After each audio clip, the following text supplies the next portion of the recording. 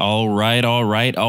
If you have not already, make sure you sign up to be a part of the Peak program. Peak is the new coaching group I am launching, where we are going to work with you and 10 other students, or you and 9 other students, I guess, to help you build a business, an online business that you love, based around the things you're passionate about, the things you have experience in, the opportunities you are aware of, and the knowledge that you have. That's what PEAK stands for, PEAK. And it's going to be a ton of fun. We've got 3 spots, I believe, taken right now. So we're actually running out. And by the time this airs, because I'm recording this 2 weeks out, that might actually be closer to full. I've got a lot of interest so far. So if you're interested, if you are like even slightly interested, head over to greggclunis.com/apply. That's greggclunis.com/apply. Do that, fill out the quick application. We'll jump on the phone to see if it's a good fit, and hopefully I'll see you in the program.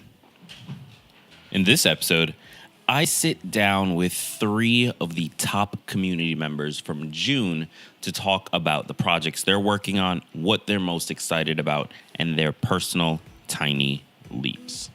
Get excited, because this is Tiny Leaps, Big Changes.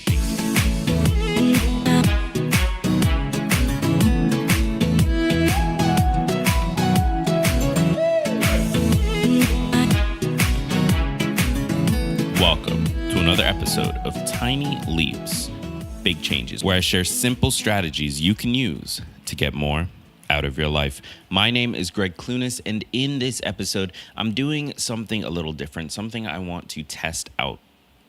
So if you do not know, I have a Facebook community that is sort of tied to this group. There are a bunch of us, a little over 3,000 people there who are sharing our story, our journey, the things we are learning along the way, and the struggles we are having.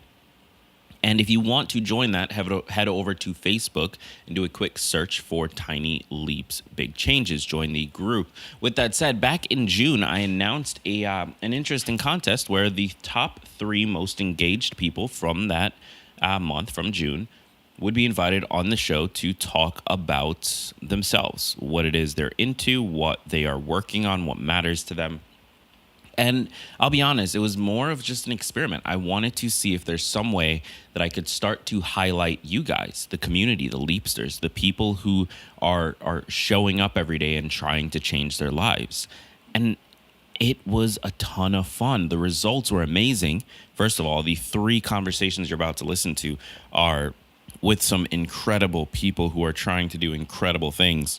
But beyond that, I found that it was so cool to be able to connect directly with them in sort of like a more meaningful way. So I'm really excited for you to hear these conversations. First, we've got Jessica Marie Colbert. Second, we have Alex. And then third, we have Zalman. So I hope that you enjoy these. Let me know your thoughts. Find me on Instagram at GREGG CLUNIS. Let me know what you think about this episode type, either in a comment or in a DM. And enjoy the episode. All right, Jessica, super appreciate you being as engaged as you are. And of course, appreciate you being a community member. So why don't we start here? Tell us a little bit about your background. Like how did you get here? Who is Jessica and why is she here? So to really start like all the way back, I went through a lot of moves and I was tired of like not feeling like I had like a stable place. And I always remember thinking to myself, like I wanted to make sure that I created something stable for my family. I mean, my parents couldn't decide whether they wanted to be together or not. So we moved a lot. And then I found my husband in middle school, but we got married a few years after high school, and he ended up being the Marine Corps. So, once again, I was moving a lot and still had that idea of wanting stability and, making sure that whenever I built a family that I had a place that was always home, and I built like a successful business where I know that I could be there for my family and we wouldn't have to do a whole lot of traveling unless we wanted to do that.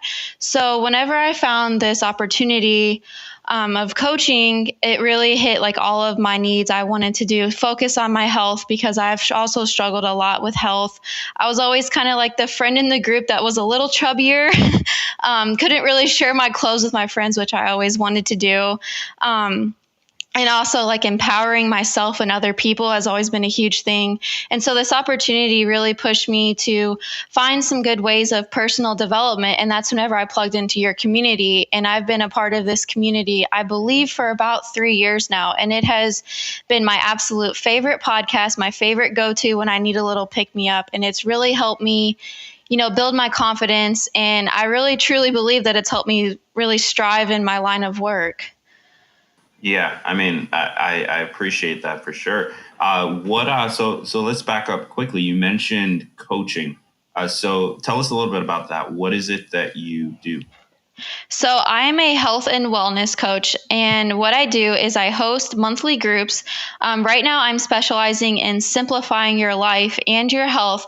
So I have wellness groups that focus on workouts, nutrition, and the community. And then I also have success groups that are just nutrition based in community for those that want to start with just that.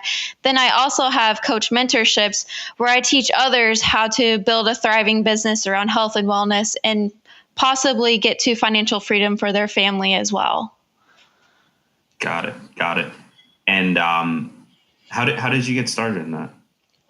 I got started 3 years ago. I used to be the girl that would kind of like jump on the train for anything, like if it was like some sort of quick fix to help me feel better about myself.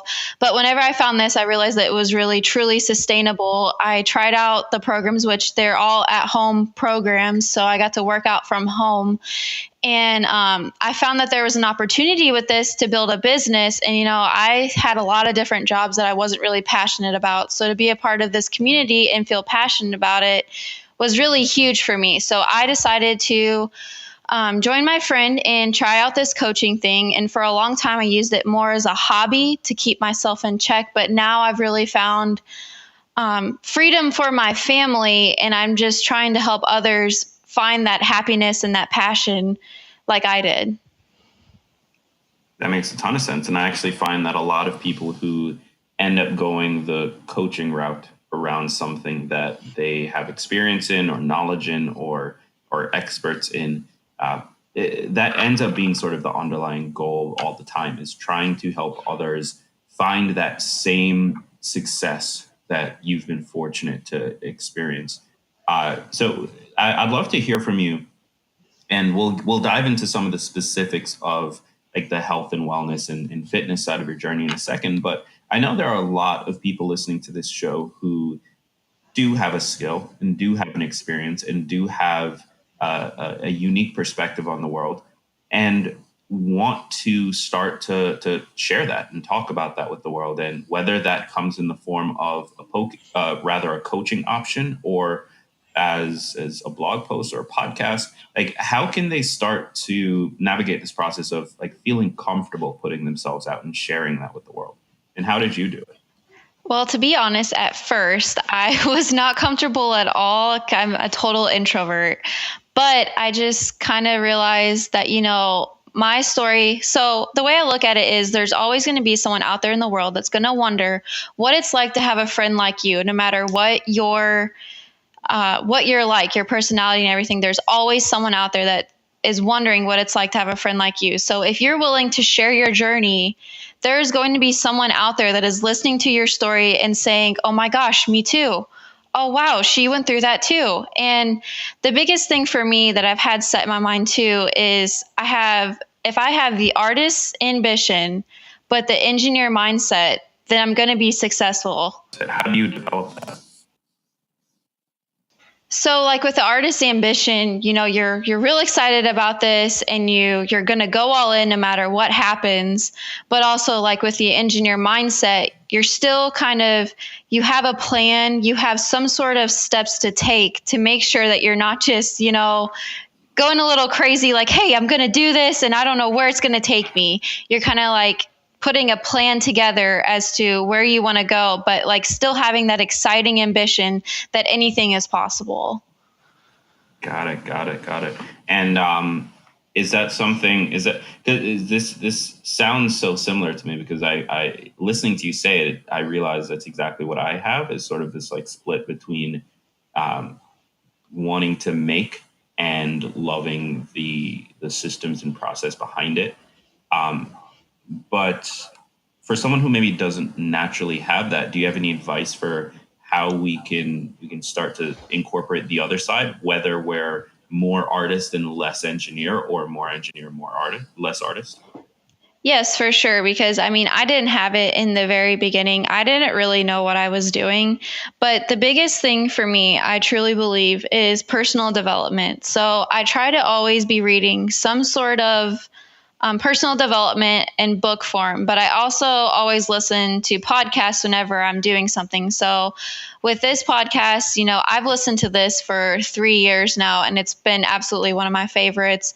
I listen to YouTube videos that are like the inspirational ones that just kind of like get you moving. That's kind of like what fuels my artist ambition, is like Lise Brown, his YouTube videos. Those really get me going.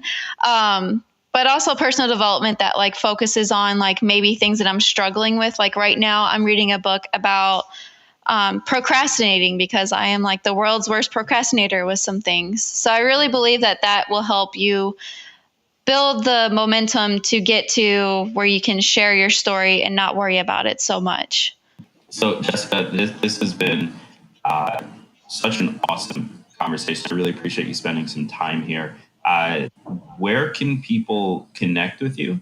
And more importantly, if they want to dive deeper and just learn a little bit more about what you're up to, how can they do that? So my biggest thing right now is Instagram. I love sharing like my whole day and everything on Instagram. You can always find me on there.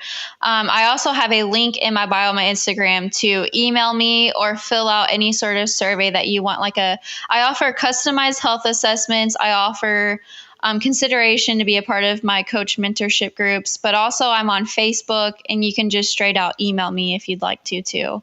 And what's your email? Jessica Marie Colbert, Colbert @gmail.com. And my Facebook and Instagram are both Jessica Marie Colbert too. Perfect. So Jessica Marie Colbert. Do you not pronounce it Colbert? No. Jessica Marie Colbert on Instagram, Facebook, and Jessica Marie Colbert @gmail.com. Jessica, thank you again for taking some time to share your personal experiences with us. This has been super, super valuable. And I just really want to express my gratitude for being an engaged community member and always bringing so much value to the group. It really would not be the same without you there. This is one of my favorite communities ever, so I'm happy to be a part of it. Support for this episode comes from Hungry Root. Hungry Root is the easiest way to try new foods or just save some time preparing meals, all while eating healthy, whole foods you can get excited about. I got a box from Hungry Root recently, and wow, was I impressed. First of all, the box was filled to the top with awesome snacks and fresh foods. It comes with this awesome little recipe booklet that shows you exactly how to make each meal in as little time as possible. And this is a big part for me, the food tastes amazing. And the best part, everything is made from plant-based whole foods. So you know that you're going to walk away feeling amazing, happy, healthy, full, and ready to take on the world. If you want to give it a shot, and I highly, highly recommend that you do, head over to www.hungryroot.com and enter Tiny Leaps at checkout. When you do, you'll save $25 on each of your first 2 orders. That's a $50 savings overall. So all you have to do is enter Tiny Leaps at checkout, head over to www.hungryroot.com and enter Tiny Leaps at checkout. All right, so I've got Alex here with me. Alex is another community member. He won the engagement contest that I ran in June. So I'm pumped to chat with him. First of all, Alex, thank you so much for being such a valuable part of the community. I know for a fact that it wouldn't be what it is without you. How are you doing today? I'm doing great. Thanks for having me. I'm honored to have the opportunity to be able to be part of Tiny Leaps. And one of my good friends that I've known since kindergarten actually referred me to the group back when I was first getting started with social media. So I just want to give a shout out to him. His name's Kenneth. So I really appreciate that. Name's Kenneth, you said? Kenneth Thompson. Yep. Well, Kenneth Thompson, I appreciate you and thank you for connecting me to Alex. So Alex, tell me a little bit about yourself. What's most important to you right now? Right now, and a little bit about myself. I'm 30 years old. I still feel that I'm hitting my stride and who I am and what I'm supposed to be in the world. But I do kind of take a lot of what happened to me early in life and I try to define those moments. My father was killed when I was 2 years old, but he died a hero, saving a little boy who was being robbed in East LA. And I don't ever let that moment kind of define who I was. And I mean, it wasn't easy growing up without a father figure. But at the same time, he gave his life to help. And that kind of set the standard how I should live my life, is doing all that I can for those around me and being in a position of service or influence to make the right call in order to help or benefit those who are around me. So that definitely is something that I live for and kind of go by and make it my everyday focus, is to do something positive for someone around me. Yeah, that's such a powerful, obviously tragic, but such a powerful message to grow up with. I'm curious how did you notice that affecting you at all as a kid, maybe in like middle school, early high school? Like did that play a role for you? I mean, it's actually funny because my core group of friends, there's 5 of us, and none of us really had our fathers. I mean, where we grew up, it's a very, very small city in Southern California. And through us not having our fathers, we kind of bonded together and relied on each other to kind of go from boyhood to manhood. And a lot of us still communicate today. It wasn't easy. I mean, because there are things that I wasn't able to learn from a father, like how to fix things around the house, how to build things with my hands. But I did have a very strong mother that showed me how to work hard and how to be determined. And in what he did, I was actually granted a scholarship to go to school, to go to college. Oh, wow. So by the age of 4 or 5, I was walking into kindergarten saying, oh, I'm going to go to college, not even knowing what college was. And having the friends around me thinking like going to college, like this is kindergarten. Right. You know? We just got to focus in on coloring in the lines and learning our ABCs, where I was like, well, I'm going to go to college, and having no clue what college was. So, I mean, I've always been the type of person to look on the brighter side of things, that even in our present moment, no matter how bleak or how tough things are, it's going to get better. And those moments only define who we are in this world. And it's on to us how we're going to perceive them.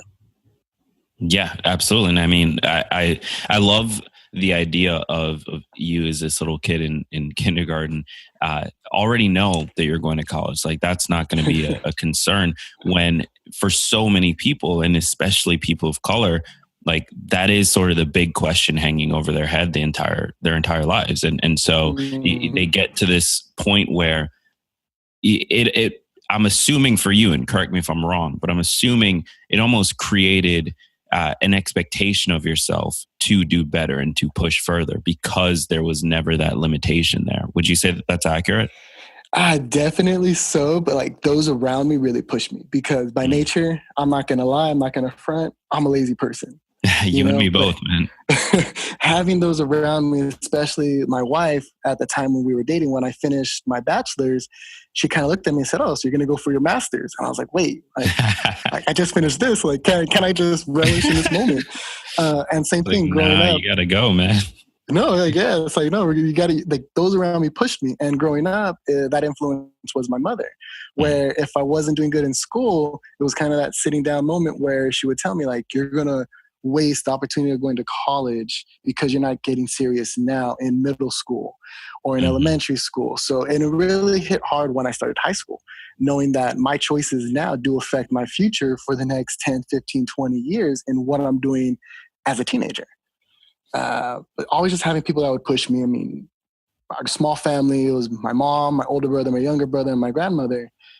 And just having those around me just made me feel invincible, knowing that I always had someone to go to for advice or encouragement.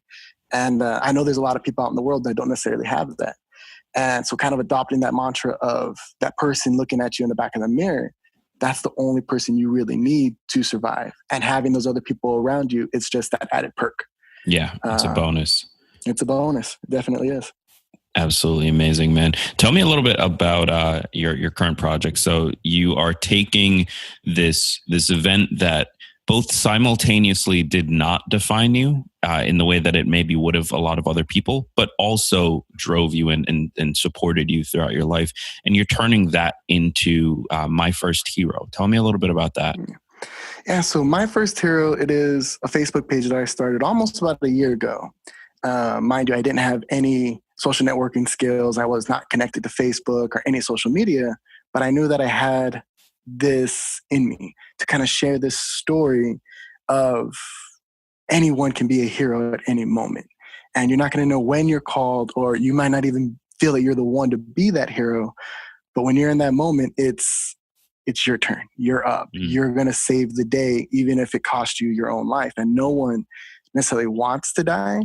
But in a sense, if you're willing to commit to helping someone and it costs you your life, like, you're going to be remembered as a hero. And in that moment, that defining moment in life, it is going to set the standard as to who sees it, who reads about it, who hears about it, and hopefully encourage them to, when you're called upon, to take action. Mm-hmm. And My First Hero, I mean, it's been a slow build.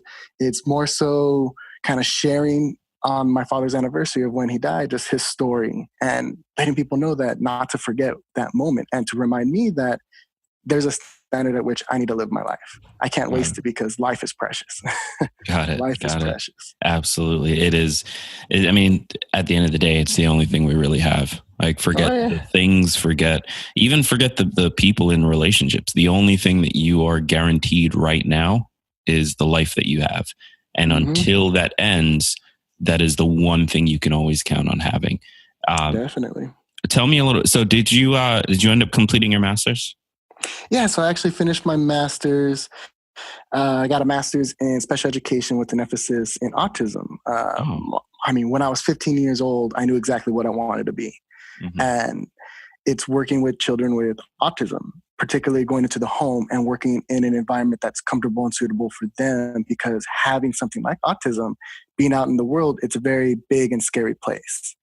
Because I have a cousin who has autism, and I remember going over for a week during summer break, and a teacher would go to him and they would work on like Potato Head, computer games, go out on nature walks. And 15-year-old me is sitting there watching, thinking, this is your job? Like, this is what you do for money?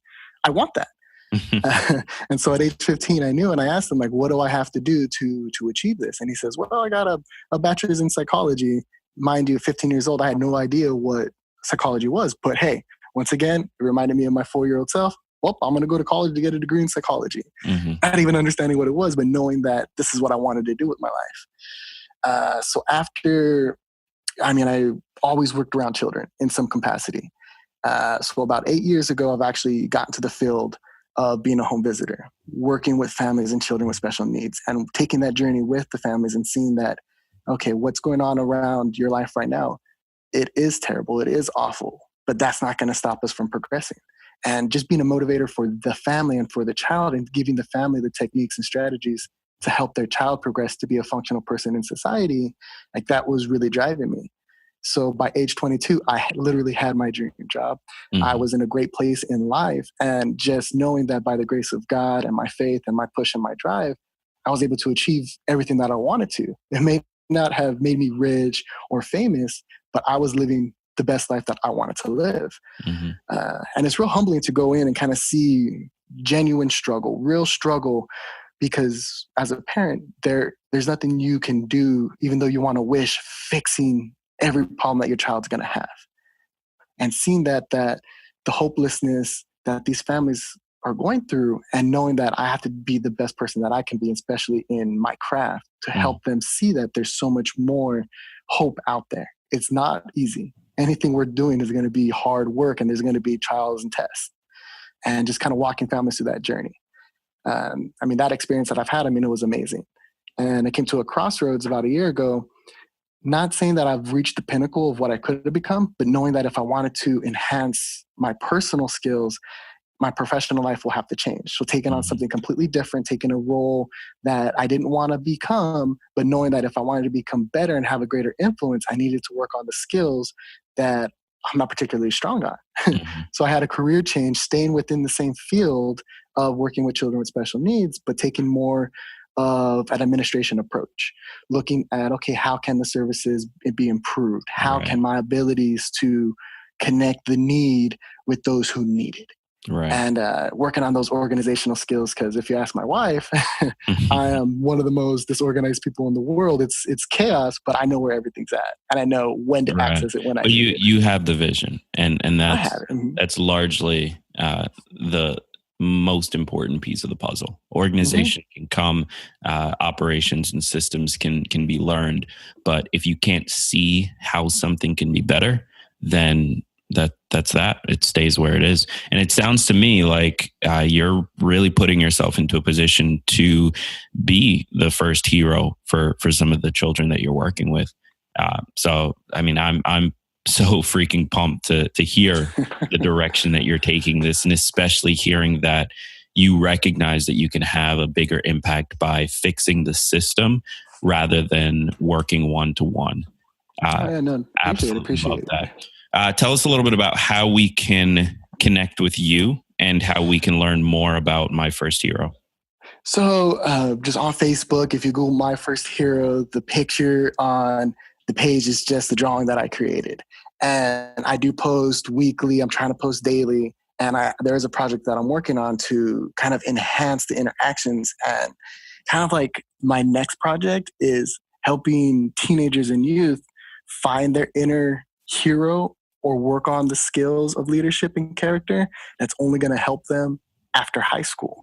But there's also going to be a component within this project of finances, because when we graduate, it's great to have the good character skills and leadership, but finances is such a big step and a big roadblock for many of us, because we can get locked up into early credit debt, and that can affect our life for the next 20 or 15 years. And having that burden of debt, it's wearing on our personal life, on the relationships that we have with people. But if we can educate the youth at a young age and have them see that finances need to be planned well ahead, so that way you'll be better off, and that way you can really focus in on what it is that you want to do with your life. So eventually My First Hero is going to adapt into the bigger plan, the bigger vision, because I've always written down that it's going to be in phases.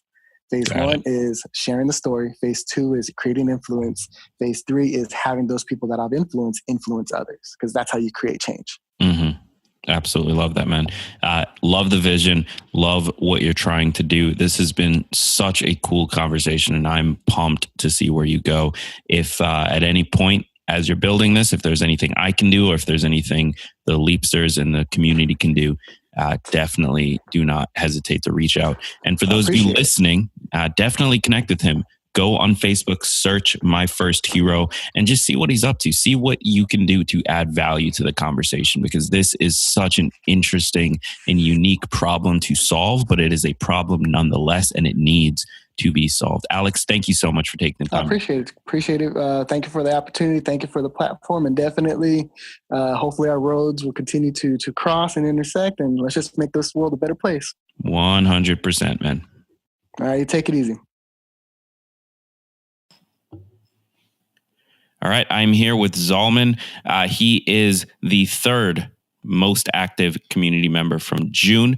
Super excited to chat with him about relationship building, our own role in relationship, what we need to do in order to improve our relationships, and just in general about him, the things that matter to him and what's important to him right now. So Zalman, thank you so much for being here. Sure. It's great to be here. Thanks for having me. Absolutely. And I want to take a second and just thank you. I know for a fact that the Facebook community would not be the way that it is without you there. And so I really do appreciate you taking the time to engage and start conversations and help others.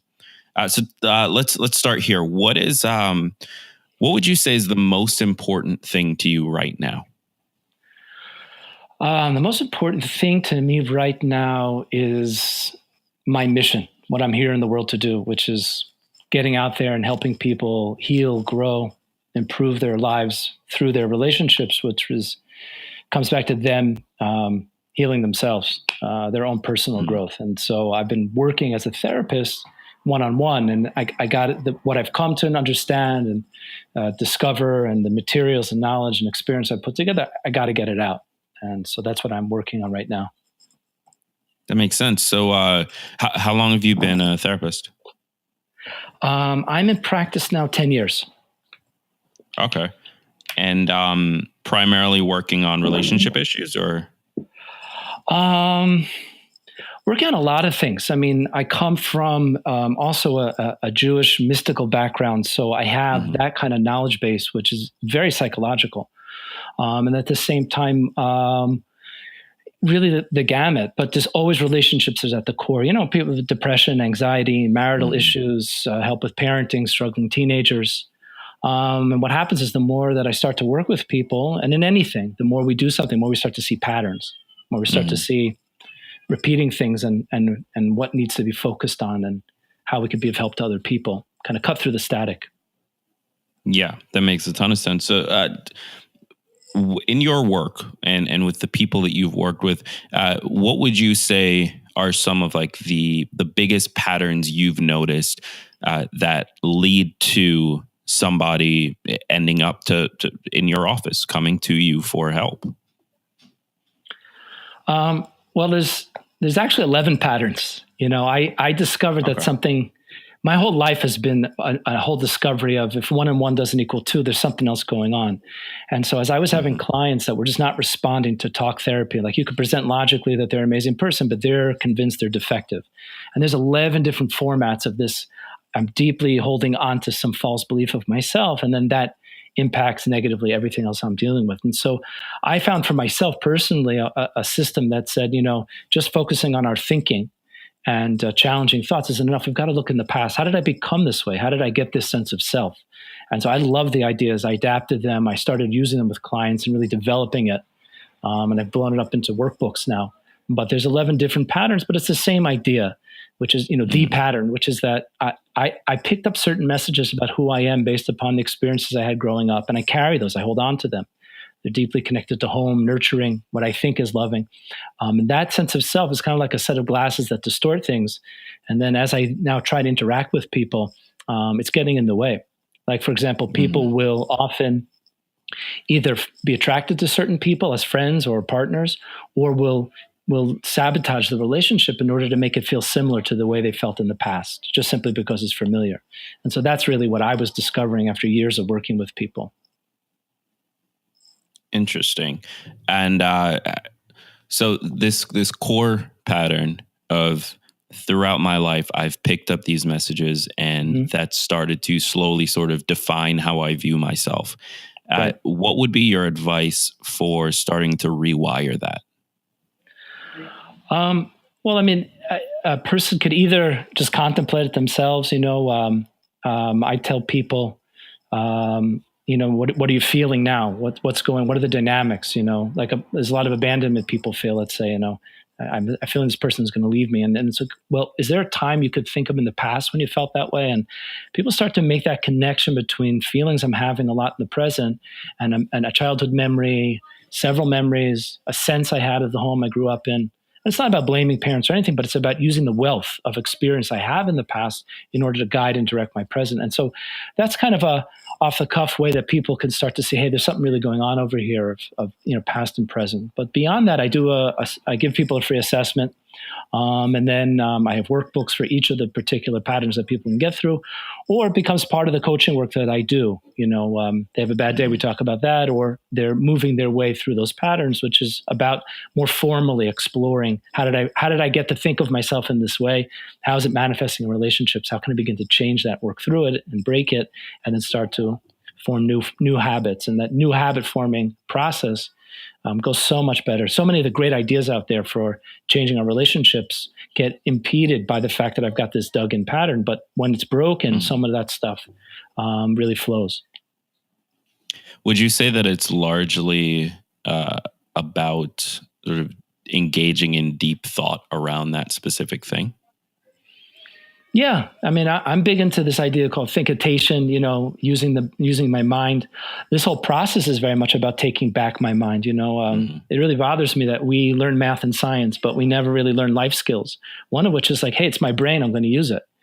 how to think, how to be more present in my thoughts. And these patterns that we pick up very often dominate our thinking. We'll always see the worst in ourselves or put ourselves down.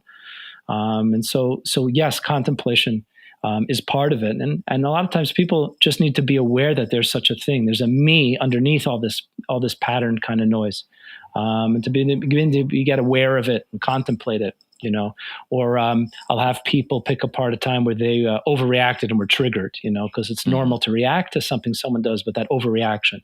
So there's a lot of contemplation and thinking about the past. I think people fear the past, and I think people fear personal growth because they don't have a guide, they don't have direction. Or they've got certain notions in their mind that, psychology is about blaming the past or blaming your parents or something, or they don't want to get stuck in the past. But it's about contemplating. It's about using my mind and asking questions and thinking about it. But once you're guided in that direction of, hey, don't believe everything you think and feel, it really opens up. You start questioning in your own mind and become much more present in your thoughts. So it is a very thought-based technique. Interesting.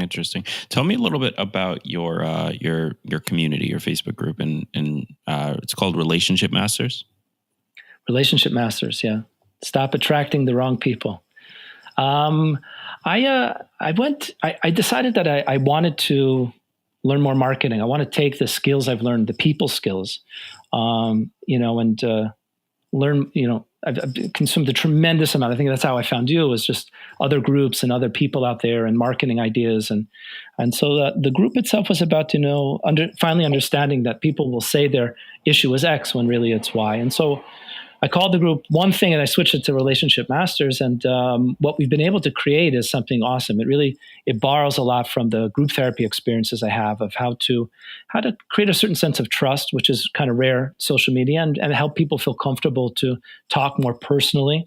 It's not a therapy group, but people are discussing, people are asking for help. And a lot of the posts are guided towards open-ended questions or sharing ideas that I've culled. And I think people like having access to somebody who is out there, dynamic, professional. But I really encourage the group itself to form connections. As much as I help people, I think a huge part is that people today are lonely, and they're really looking for connection, meaningful connection. And while social media could be superficial, it's such a massive opportunity to connect, to get to know people, especially when you think you're the only person who has a certain problem and you post it, and a whole bunch of people jump in and say, that happened to me too, and I already went through that. And just that alone has an impact. And so that's been the focus of the group, as well as teaching people this idea of, yes, you have a relationship issue, but deeper down, it's about this pattern, and let's help you change the glasses that you were kind of forced or brainwashed to see yourself with. And so it's very interactive, very engaging, very dynamic. And I've tried. I also do messaging therapy, which I'm experimenting with.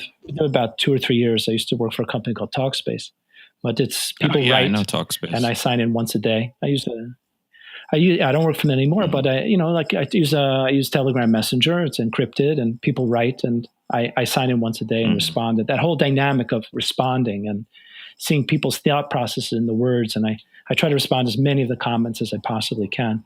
And so there's a lot of engagement, and it's been a lot of fun, and people are already growing, and that for me makes it worthwhile. That's amazing, man. What would you say is who would you say is the right person to join that community?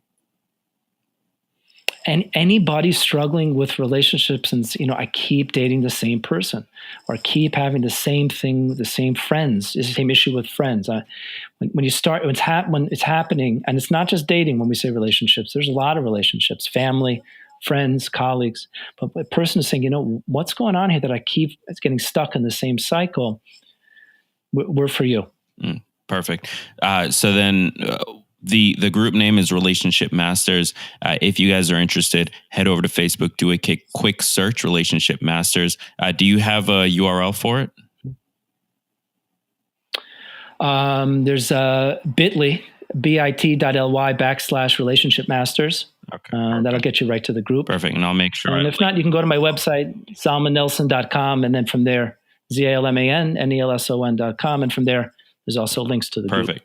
ZalmannNelson.com. Relationship Masters is the group. Zalman, thank you so much for sharing your expertise with us, and for just being open and honest about the things that you've seen in others and the experience you've had that can help us all improve the quality of our relationships and largely our relationship to ourselves. Again, thank you so much for being here. Really appreciate it. And I know the Leapsters got a ton of value out of this. Excellent. My pleasure. Thanks for having me. That's it for this episode of the podcast. Thank you so much for taking the time to listen.